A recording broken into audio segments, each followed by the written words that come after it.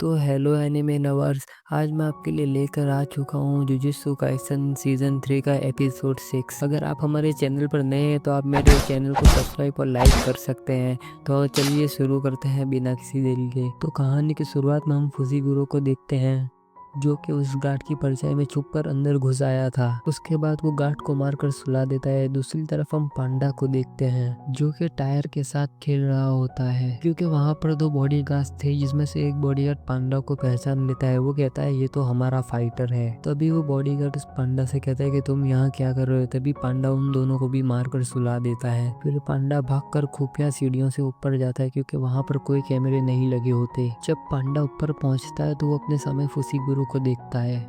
वो दोनों हकारी के ऑफिस के बहुत ज्यादा करीब पहुंच चुके थे। तभी वहाँ किरारा आ जाती है। ये देखकर पांडा और फुसीगुरो चौंक जाते हैं क्योंकि उन दोनों को लगता था कि किरारा हकारी के साथ ही होगी। तभी किरारा यूजी की तरफ देखकर सोचने लगती है कि ये तो वही लड़का है जो कि यूजी के साथ आया था। फिर वो मेगुमी के साथ पांडा को देखती है। तभी वो सोचती है कि आखिर पांडा ने इसे अंदर क्यों आने दिया। तभी किरारा को लगने लगता है कि शायद ये लोग जुजुत्सु हाई से है। तभी वो फोन निकाल कर हकान को फोन करने लगती है। तभी मेगुमी अपने सापित डॉग्स को बुलाकर उसके ऊपर हमला करवाता है, लेकिन भाई किरारा तो उल्टा मेगुमी के ऊपर ही उसके डॉग को चिपका देती है। उसके बाद किरारा ऑफिस रूम की तरफ भागने लगती है। पांडा भी उसके पीछे भागने लगता है और पांडा रास्ते में उसे कहता है कि जरा सुनो, हम तुम्हारे दुश्मन नहीं है। पांडा उसे कहता है कि हम हकाइल से कुछ पूछना चाहते हैं। जो सुनकर किरारा कहती है कि अब मुझे तुम पर भरोसा नहीं है क्योंकि तुम भी जुजुत्सु टेक से और तुमने हमारा विश्वास तोड़ा है। अब किरारा की कर्स टेक्निक की वजह से पांडा उसके करीब जा ही नहीं पा रहा था। तभी किरारा के सामने फुसीगुरो का डिवाइन डॉग आ जाता है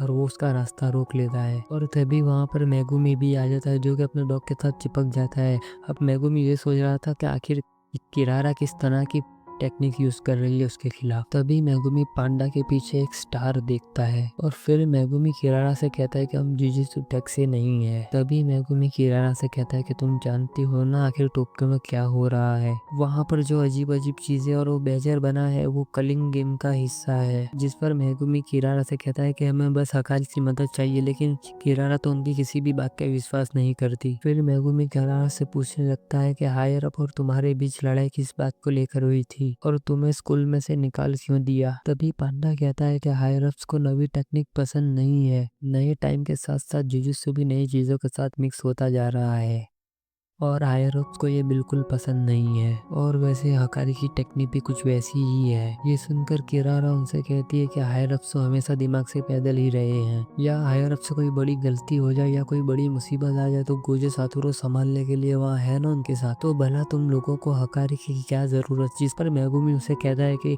गोजो सेंसे को किसी ने सील कर दिया है। अब किरारा को ये सुनकर धीरे का झटका जोर से लगता है। तभी मेगुमी किरारा के बारे में सोचता है कि यह हकारी से काफी ज्यादा करीब है, हमें इसे किसी भी हाल में मनाना होगा। फिर मेगुमी अपनी सापित टेक्निक से खरगोश को बुला लेता है। मेगुमी वहाँ पर बहुत सारे खरगोशों को बुला लेता है, लेकिन तभी वो देखता है कि उनके ऊपर कुछ लिखा हुआ है। उन सभी खरगोशों पर एट्रक्स लिखा हुआ था और मेगुमी ऑफिस के दरवाजे पर देखता है जहाँ पर ग्रे क्रेस्ट लिखा हुआ होता है और मेगुमी के रैबिट्स पूरी तरह से फेल हो जाते हैं। तभी किरारा सोचती है कि वो अपनी कर्स टेक्निक से किसी शिकिगामी को भी अपना छोड़ा हुआ निशान दे सकती है। और किरारा सोचती है कि जिस तरह मैंने इसके डॉग को इसको दे मारा था, मैं वैसे इसके रैबिट्स को इसके ऊपर दे मारूंगी ताकि ये खत्म हो जाए। लेकिन तभी मेगुमी अपने रैबिट्स को गायब कर देता है। उसके बाद मेगुमी पांडा से कहता है कि तुम्हें मेरी ये रैबिट टेक्निक कैसी लगी। जिस पर पांडा कहता है एक नंबर, मुझे तेरी ये टेक्निक बहुत अच्छी लगी। तेरे खरगोश काफी क्यूट थे लेकिन मुझसे थोड़ा कम थे।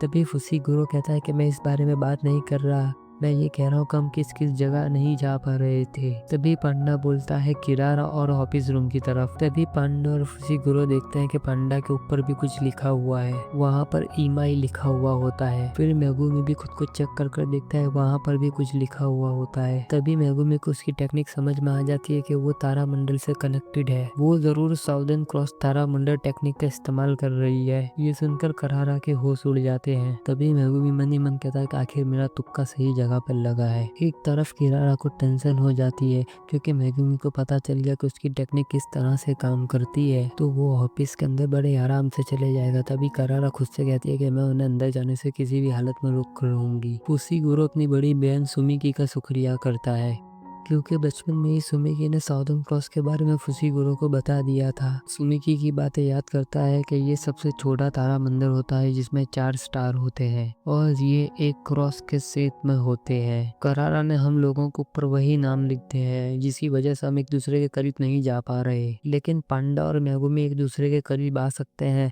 और दूसरी तरफ करारा और ऑफिस डोर भी एक दूसरे के करीब आ सकते हैं। लेकिन फुसीगुरो और पांडा करारा या तो ऑफिस के दरवाजे के पास नहीं जा सकते। लेकिन तभी मेगुमी देखता है कि किरारा चाहती तो वो भागकर ऑफिस रूम के अंदर जा सकती थी, लेकिन वो ऐसा नहीं करती। लेकिन किरारा बाहर ही खड़ी थी। तभी मेगुमी मन ही मन सोचता है कि शायद अंदर जाने का कोई फिक्स रास्ता होगा। तभी मेगुमी पांडा से कहता है कि हमारे बीच में 5वां स्टार है, हमें पहले उसे ढूंढना होगा, तभी हम किरारा या तो ऑफिस रूम तक पहुंच पाएंगे। और एक तरफ किरारा को टेंशन होने लगती है कि कहीं वो उसकी टेक्निक के बारे में जान ना जाए। तभी किरारा जाकर गाड़ी को पे कर्स मार्क बना देती है जो कि सीधा पांडा के ऊपर जाकर चिपक जाती है। तभी पांडा उस गाड़ी को रोककर खुद से दूर फेंक देता है, लेकिन भाई तभी वो कार फिर से पांडा के सीधा मुंह पर आकर लगती है। तभी मेगुमी सोचता है कि किरारा की कर्स टेक्निक को यूज करने के लिए उसे किसी चीज को छूना होगा। तभी मेगुमी सोचता है कि करारा ने तो कभी मुझे छुआ ही नहीं, लेकिन मेगुमी को याद आता है कि उसने मेरे डॉग को छू लिया था। तभी मेगुमी को समझ में आता है कि वो इंसानों को नहीं सीधा उनकी कर्स एनर्जी को मार्क दे देती है। कार के ऊपर मार्क लगाने से पहले जरूर उसने अपनी शापित शक्ति अंदर डाली होगी। मेगुमी आसपास की सारी चीजें देखने लगता है। तभी उसे एक पार्किंग स्पॉट दिख जाता है जहाँ पर मिमोसा लिखा हुआ था।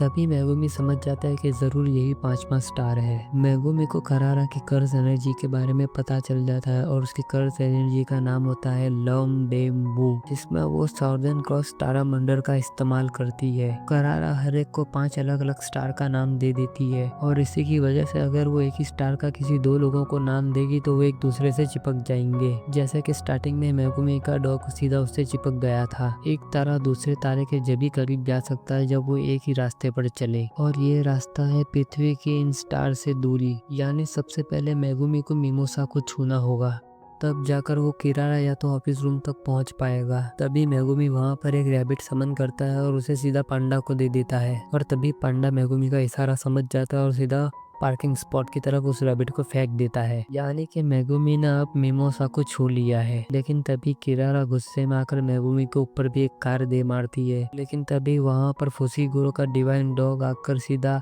करारा को पकड़ लेता है। तभी किरारा को याद आता है कि मेगुमी ने अपने डॉग को वापस नहीं भेजा, उसने इसे किसी दीवार के पीछे छुपा दिया था, और उसी की वजह से जब मैं उन दोनों के बीच में आई तभी मेगुमी ने अपने डॉग को रिलीज कर दिया और उसी की वजह से उसका डॉग खींचता हुआ उसे सीधा फुसीगुरो के पास ले गया। उसके बाद फुसीगुरो करारा से कहता है कि तुम्हें अब अपनी टेक्निक बंद करनी होगी, और उसकी ये बात सुनकर करारा भी अपनी टेक्निक बंद कर देती है। मेगुमी करारा के हाथ बांध देता है और उसके बाद मेगुमी उससे कहता है कि मेरी बात ध्यान से सुनो। करारा उससे पूछती है कि तुम्हें कैसे पता चला कि डॉग खींचता हुआ तुम्हें इसी ओर ले आएगा, तुम भी तो डॉग की तरफ जा सकते थे। जिस पर मेगुमी कहता है ये तो बस एक तुक्का था। मेगुमी करारा से कहता है कि शायद मैं तुम्हारी टेक्निक समझ चुका हूँ, जिसके पास सबसे ज्यादा कर्ज एनर्जी होती है उसी की तरफ बाकी सारी चीजें खींची हुई चली जाती है। जब पहले शुरुआत में उसने अपने शिकिगामी को बुलाया था तो उसने उसके अंदर थोड़ी ज्यादा पावर डाल दी थी, लेकिन अब की बार फुसीगुरो ने खुद के अंदर ज्यादा पावर रख ली थी, इसीलिए उसका डॉग उसकी तरफ खींचा हुआ चला आया था। करारा मेगुमी का दिमाग देखकर काफी ज्यादा इम्प्रेस हो जाती है। उसके बाद मेगुमी उसे छोड़ देता है और उसके आगे गिर जाता है और कहता है कि प्लीज मेरी बात सुनो। अब मेगुमी के ऐसा करता देख किरारा मान जाती है, लेकिन तभी वहाँ एक जोरदार धमाका होता है और हम देखते हैं कि यूजी ने ऑफिस का दरवाजा तोड़ दिया था और वो सीधा बाहर गिरा था। तभी वहाँ पर हकारी आ जाता है और वो यूजी को फिर एक पंच मारता है और वो सोचने लगता है कि यूजी तो बचने की कोशिश भी नहीं कर रहा। तभी हकारी यूजी से कहता है कि क्या तुम्हारा दिमाग खराब हो गया है, लेकिन यूजी मन ही मन कहता है कि उसे हकारी को खुद पर यकीन दिलाना ही होगा, और यूजी ना ही पीछे हटेगा और ना ही इस पर वार करेगा। अब ये सुनकर हकारी उसकी बात सुनने को तैयार हो जाता है, लेकिन उसकी भी एक शर्त होती है, दोनों की बात हो तब तक तुम्हें अपने पैरों पर खड़ा रहना होगा। तभी किरारा चिल्लाते हुए कहता है कि पहले इन लोगों की बात सुन लो, लेकिन भाई हकारी फिर से यूजी को एक पंच मारता है, लेकिन फिर भी यूजी उठ खड़ा होता है। तभी हकारी यूजी से कहता है कि आखिर तुम्हें मेरी ही मदद क्यों चाहिए। तभी यूजी कहता है कि हमारे सीनियर्स ने कहा है कि तुम सबसे ज्यादा ताकतवर हो। तभी हकारी कहता है कि मतलब तुम अपने साथ साथ मेरी जान भी जोखिम में डालने वाले हो। हकारी यूजी का गला पकड़ कर कहता है कि चलो मुझे अपनी गर्मी दिखाओ, तब जाकर मैं तुम्हारी बात मानूंगा। पता नहीं प्रिंसिपल यागा ने कैसे कैसे लल्लुओं को भर्ती कर लिया है। तभी यूजी हकारी से कहता है कि मेरे अंदर कोई गर्मी नहीं है, मैं तो बस मशीन में लगा एक छोटा सा गियर हूँ, वो गियर जिसे सोर्सरर इस्तेमाल करते हैं कर्स एनर्जी को मारने के लिए। तभी हकारी यूजी से कहता है कि तुम बहुत बोरिंग हो, और वो फिर से यूजी को एक पंच मारता है जिसकी वजह से यूजी काफी दूर जाकर गिरता है। तभी हकारी यूजी से कहता है कि मेरी ताकत थोड़ी कड़क है, क्योंकि ये बात मुझे खुद गोजो ने बताई थी। उसके बाद वो पांडा और मेगुमी को कहता है कि यूजी को लेकर यहाँ से दफा हो जाओ और वापस मत आना। उसी बीच वहाँ पर चुपचाप यूजी आकर हकारी के पीछे खड़ा हो जाता है। ये देखकर हकारी काफी ज्यादा हैरान हो जाता है, जिस पर यूजी उससे कहता है कि मैं बस मशीन का एक कॉक हूँ, लेकिन मशीन को चलाने के लिए मेन रोल कॉक का ही होता है। मैं जब तक तुम्हारे सामने खड़ा रहूंगा जब तक तुम मेरी बात मान नहीं जाते। तभी यूजी हकारी से पूछता है कि मेरा रोल क्या है। तभी हकारी मनी मन सोचता है तो ये है एक कॉक की गर्मी। ये देखकर यूजी को वो फिर से पंच मारने लगता है। तभी वहाँ पर किरारा बोलती है कि हकारी तुम थक गए हो ना। अब किरारा की ये बात सुनकर हकारी कहता है कि मैं तुम लोगों के साथ डील करने के लिए तैयार हूँ। किरारा उन सबको बताती है कि मैं भले ही हायरत से नफरत करती हूँ, लेकिन हकारी को सबसे ज्यादा गर्मी जुजुत्सु टेक्स की मदद करने से ही मिलती थी। लेकिन तभी वहाँ पर अचानक एक शिकिगामी आ जाता है जो कि कलिंग गेम की तरफ से आया होता है। वो उन्हें आकर कहता है कि कलिंग गेम में एक नया रूल जोड़ा गया है, रूल नंबर 9। कोई भी प्लेयर किसी दूसरे प्लेयर की खुफिया जानकारी देख सकता है और उनके पॉइंट्स भी। तभी हम देखते हैं कि ये नया रूल किसने जोड़ा था। उसका नाम कासिमा होता है और उसी ने ये नया रूल जोड़ा होता है, क्योंकि उसने अकेले ही काफी सारी शापित आत्माओं को मार दिया होता है और 200 पॉइंट भी कमा लिए होते हैं। लेकिन उसे वहाँ के सारे लोग काफी ज्यादा कमजोर लग रहे थे। वो कहता है कि 400 साल पहले के लोग ज्यादा स्ट्रांग से जिनसे मैं लड़ा करता था, जिसकी वजह से कासिमा सोच रहा था कि वो अब सीधा सुकुना से लड़ेगा, और इसी की वजह से वो अपने 100 पॉइंट्स को यूज करके एक नया रूल बनाता है ताकि खिलाड़ी एक दूसरे की जानकारी को देख सके। और इसी के साथ ये एपिसोड यहीं पर समाप्त होता है। दोस्तों, अगर आप हमारे चैनल पर नए हैं तो प्लीज़ लाइक, शेयर और सब्सक्राइब कर दीजिए, क्योंकि मैं ऐसे ही एक्सप्लेनेशन लाता रहता हूँ। तो प्लीज़ मेरे चैनल को सब्सक्राइब कर लीजिए। Thanks for watching guys.